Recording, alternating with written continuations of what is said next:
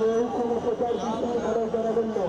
সকলের কাছে আমার রিকোয়েস্ট, কেউ কোনো প্রকার বিষয় ঘরে জানাবেন না। কেউ কোনো প্রকার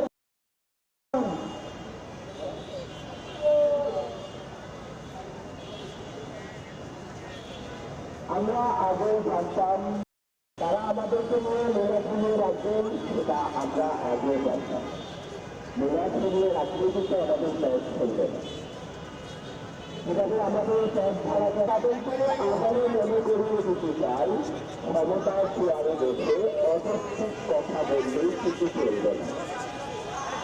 যদি অযৌক্তিক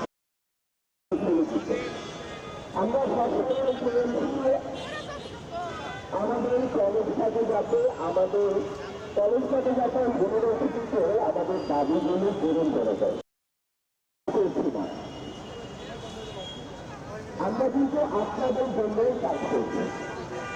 ঢাকা স্টেট কিন্তু কলেজ পাবলিক ইউনিভার্সিটি